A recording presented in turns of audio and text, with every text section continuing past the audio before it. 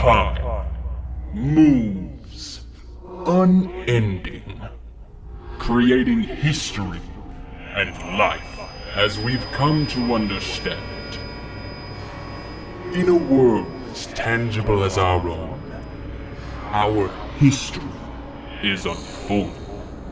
Ocalia and the knights who reside within speak their tales of how their history have led them to this moment. Today's subject, a person. Join us as we dive into the tales from before Ocalia.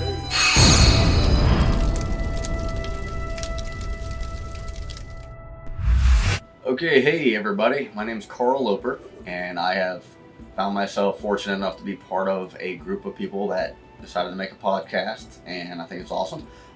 So I brought to this table the best thing I could possibly bring, which is Derp. And whether you like him, love him, hate him, whatever the case is, he's strictly there for entertainment, okay? So I'm going to go in a little bit of a backstory of how Derp came to be. And back in 2000, I want to say 16, 17-ish, right around that area, a friend of mine said, hey, we need another guy to play D&D. And I was like, I have no idea what that is, but I'm down. So I went and they introduced me to D&D, and I made my first character, which surprisingly enough was my basic character, which is a male human knight. Right? He was quickly murdered by his own friends and discarded, and it was so bad. Like, they actually killed him a few times because they tried to save him and then they killed him again. Touch of death was involved. It was freaking horrible. Anyways, then I thought a little bit outside the box, and I was like, I need to be the exact opposite of what I think what I should be. I need to be so I created a goblin named Derp. Okay? So I created Derp. Originally, he was supposed to be a throwaway character, never use him again. I wasn't like, let's just try, test the water, you know. And then I really liked him. The first one was extremely vulgar, extremely just bad. He just shit on everything and he did bad things. Just horrible, horrible monster of a little critter. Exactly what you expect from a goblin, right? Because in the mindset at that time, I was still thinking basic. I thought outside of the box as far as character construction, but the mindset was I need to follow the exact rules of the goblin.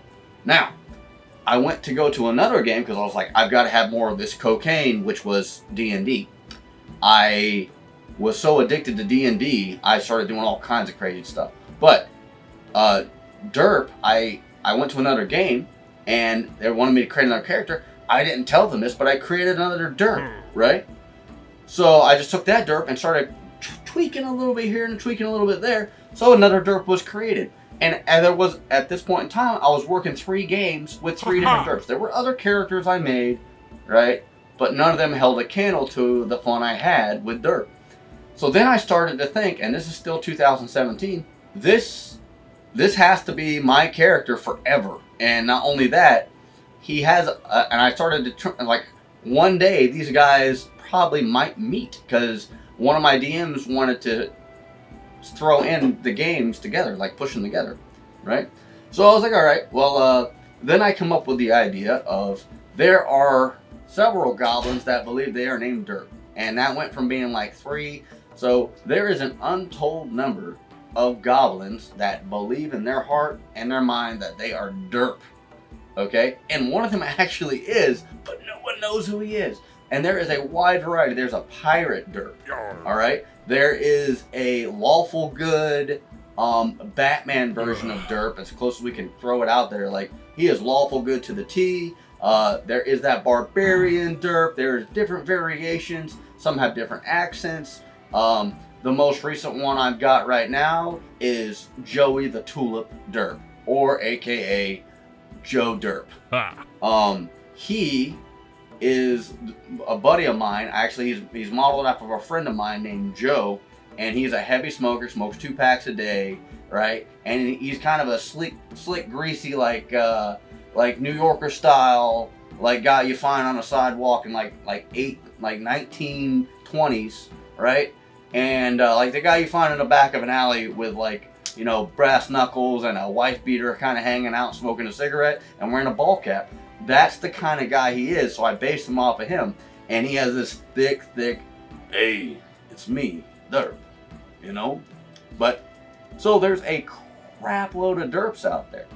And now, and then as I progress through time, now we're kind of like rolling into 2000, like I've been using that derp for a while, so at about last year, yeah, it started to come to a head that there was more to it that I needed to add to it. I had a concept of the idea of his backstory, but then I started putting it together. I started putting some real thought into it.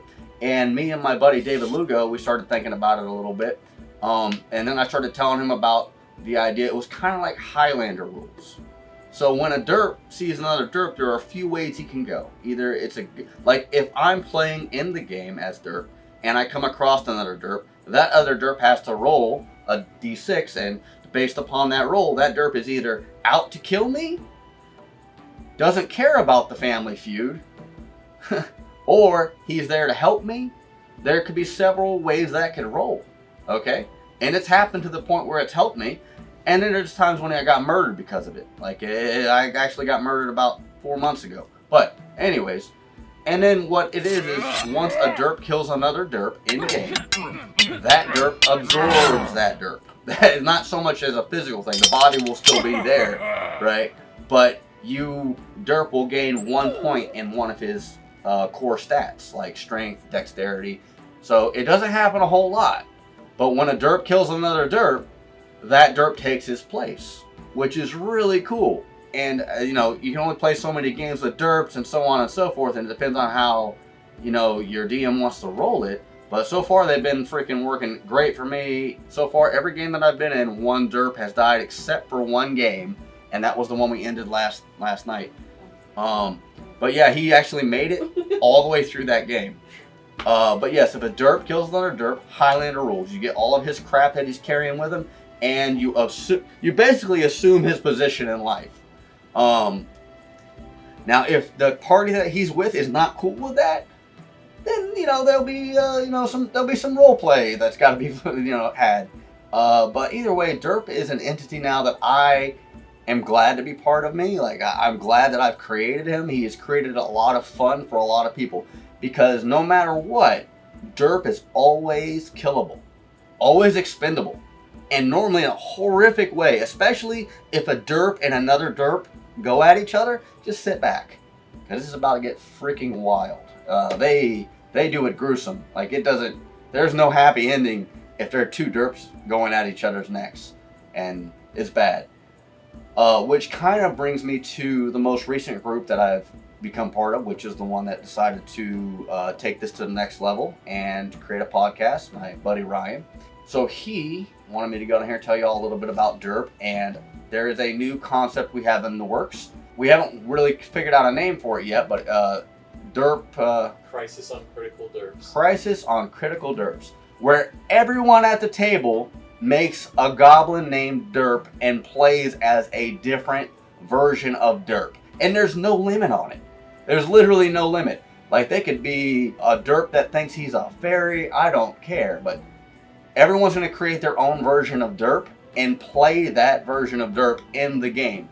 And I'm actually toying with the idea we should roll for random alignments to see who's actually... I want one to be chaotic evil, or I want one to be pure evil. So I want one to be like the evil derp, and I want one to be like pure good derp. But the rest of them, you know, we'll figure it out. But it's going to be great. If we ever get that one on the table, it's going to be good.